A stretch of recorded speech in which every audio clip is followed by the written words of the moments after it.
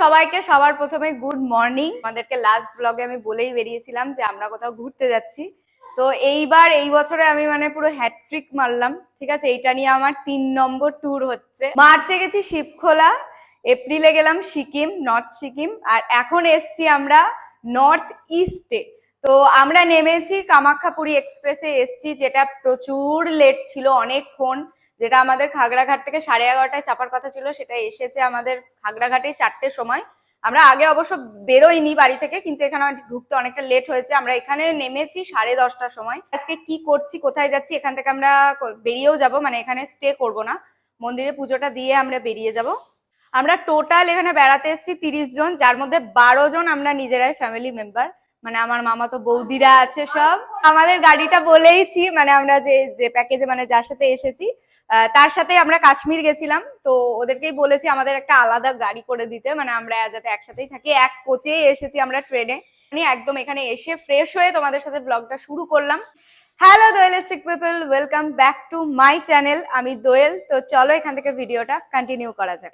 এখানে এসে আর একজন বিছানা দখল করে নিয়েছে। নীল হাই বলে দাও একবার। এই যে চোখ দেখাচ্ছে। আরে বাবারে, এই যে এখানে একজন রেডি, এই যে আর একজন আসছে ছুটতে ছুটতে। দিদি মা কি হচ্ছে, রেডি হোক, তারপর দেখাচ্ছি। আমার 2 ভাইপো আদরে।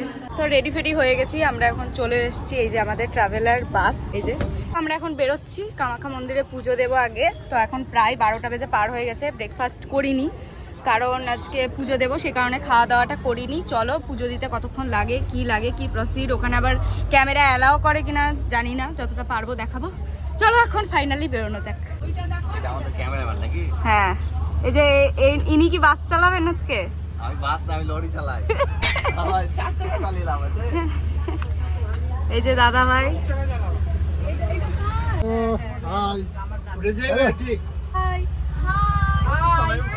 এতজন মিলে আমরা এসেছি।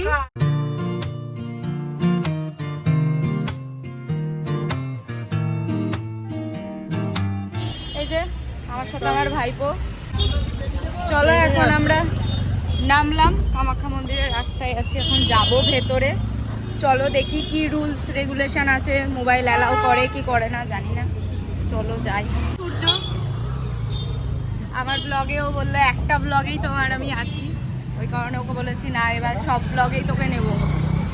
এই যে আমাদের ছোট্ট নীলু, জানি না কতক্ষণ লাইন দিতে হবে, ঝুলছে হাত ধরে। চলো ঠাকুর। যার একজন জানি না, হাক্কা মাক্কা দিয়ে দিলে তোমরা ব্লগ পাবে না, কিছু করার নেই। ছোট বৌদি আর এটা বড় বৌদি, 2 মামা তো বৌদি আমার। আর এই যে মামা সামনে মায়ের সাথে। ভিআইপির 500 টাকা বলছে, তাহলে ঠাকুর স্পর্শ করা যাবে, তাই বললো না?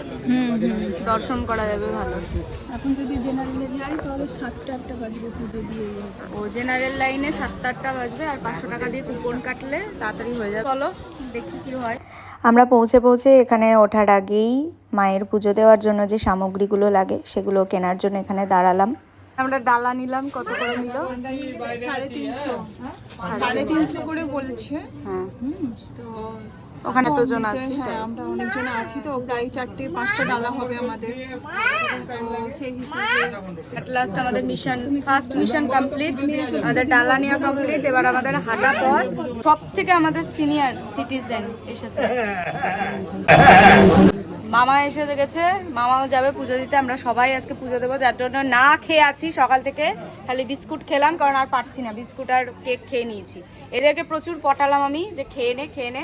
আলুর পরোটা অফার করেছিল আবিরদা, ঠিক আছে, আমরা খেলাম না। দিয়ে শেষে ওই খেতে হলোই, সে ধ্বজা মার্কা ওই কেক আর বিস্কুট। সব কেনাকাটা কমপ্লিট করার পরে এই যে আমরা আস্তে আস্তে এবার মন্দিরের দিকে যাচ্ছি। মন্দিরটা দেখেই তোমরা বুঝতে পারছো প্রচুর ক্রাউড, মানে এত লোকজন ছিল চারিপাশে। আমরা তো ভীষণ টেন্স ছিলাম যে গিয়ে লাইন দিতে হবে কিনা, কারণ ট্রেন লেটের জন্য আমরা গিয়ে যদি এখানে লাইন দিই আমাদেরকে শিলং ব্যাকও করতে হবে। তো যাই হোক, মায়ের পুজো দেওয়ার জন্য এখানে আসা, কপালে থাকলে সবই হবে। তো চলো আস্তে আস্তে আমরা এখানে এগোচ্ছি। আর চারিপাশে তোমরা দেখতেই পাচ্ছ মন্দিরের সামনে যা থাকে দোকানপাট, সব রকম সামগ্রী কেনার জন্য, কাউকে গিফট করার জন্য। তো চলো এবার মন্দিরের ভিতরে যাই আর তোমাদেরকে মন্দিরটা যতটা পারবো ঘুরে দেখাই।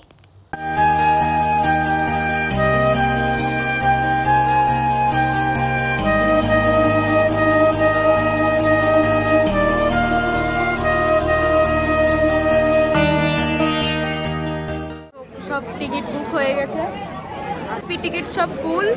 এবার পান্ডা যাই হোক একটা কথা বলা হচ্ছে, দেখি কিছু বেশি দিয়ে হয়তো করতে হবে।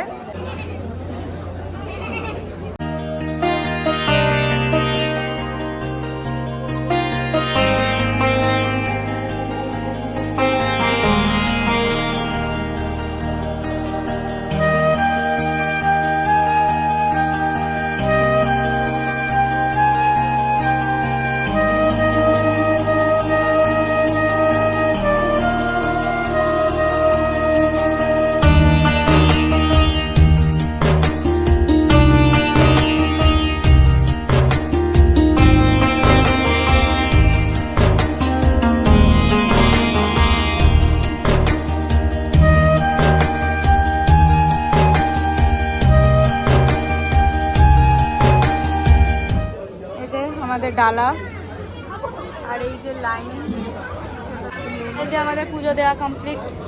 আমাদের এখন ফটো সেশন হচ্ছে। প্রসাদটা মুখে দিলাম। আর এটা মন্দিরের বাইরেটা পুরোটা। এই যে কি গো, এখন মন্দির প্রদক্ষিণ করে এখন বসলাম, একবারই করলাম। আর এই যে বৌদি, আর এখানে মায়ের খুব বিধ্বস্ত অবস্থা, বক্তব্য আর পারছি না। আর বৌদি ওখানে নীলকে নিয়ে যুদ্ধ করছে, কারণ খিদে পেয়ে গেছে। 2টো বাজছে, 2:10 বাজছে। আমরা খাওয়া দাওয়া করবো। হ্যাঁ, লাঞ্চটা করে নিতাম আমাদেরকে। খুব ক্লান্ত, লাইন না দিয়ে এত ক্লান্ত। যারা লাইনে দাঁড়িয়ে আছে, আমাদের ভিআইপি টিকিটও শেষ হয়ে গেছে, আমরা পান্ডা ধরে করলাম। লাঞ্চ করতে বসলাম। এই যে সব এখানে এসে জায়গা পাচ্ছিলাম না, মোট কথা জায়গা পেলাম। চলো, ভাত ডাল আজকে নিরামিষ খেয়ে আমরা একদম বেরিয়ে যাব।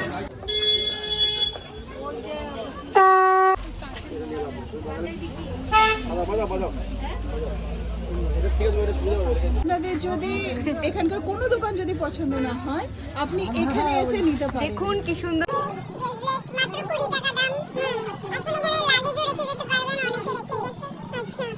এখানেই আছি, ফোন নাম্বার লাগলে জানাবেন অবশ্যই। আচ্ছা, আপনাকে এখানেই পাবো তো?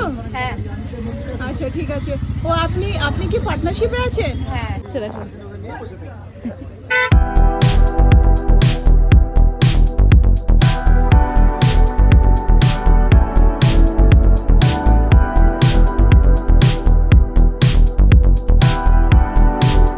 বাসের লাইট জ্বালিয়ে দিয়েছে। আমরা এখানে চা খেতে নেমেছিলাম, আর আমাদের সাথে আরো 3 জন যোগ হয়ে গেছে অলরেডি। এই যে চলে এসেছে কুচি দিদি, আর ওইদিকে জামাইবাবু আছে পিছনে। এই যে, আর পুচকুকে পরে দেখাচ্ছি। আপাতত আমাদের বাস ছাড়ছে, এই দেখি যাই। এবার আমরা যাচ্ছি আমাদের ডেস্টিনেশনে, সেটা হচ্ছে শিলং। একদম আমরা শিলংয়ে গিয়ে আজকে ওখানেই স্টে করব। তো চলো যাওয়া যাক। আমার চা মানে এত মাথা ধরেছিল আর এত টায়ার্ড ছিলাম যে চা খাওয়ার সময় আর ব্লগ করার কথা মাথায় ছিল না, তাই ব্লগটা করা হয়নি। আর চিপস এই যে এইসব নিয়ে সব উঠে গেছি। আর মা ওদিকে দিদির সাথে কথা বলছে। চলো এখন বেরোনো যাক। ফাইনালি আমরা আমাদের হোটেলে পৌঁছেছি। এখন রুমগুলো ডিসাইড করা হচ্ছে, রুমগুলো দিক, তারপর তোমাদেরকে সবটা ঘুরে দেখাচ্ছি। এখন প্রায় 9টা বেজে গেছে। আমি জানতাম এরকমই লেট হবে আমাদের ঘুরতে। আমরা একদম এক্সস্টেড ফেস সবার, তাই আর দেখালাম না। ফাইনালি রুমে চলে এসেছি, আর এখন খুব বিধ্বস্ত অবস্থা। এরপর থেকে ভয়েসগুলো আমার আসেনি, জানি না কোনো মাইকের গন্ডগোলের জন্য হয়েছে কিনা। তো এটা ছিল আমাদের রুম, যথেষ্ট ভালো কোয়ালিটির রুম আমরা পেয়েছিলাম। আমার মায়ের জন্য একদম পারফেক্ট। তো চলো, এই ব্লগটা আপাতত এত দূরেই শেষ করলাম। যদি কিছু ভালো লাগে please do like, comment and subscribe করতে একদম ভুলো না। নেক্সট পার্টগুলো খুব তাড়াতাড়ি আসছে, তার জন্য স্টে টিউন। চলো, টাটা।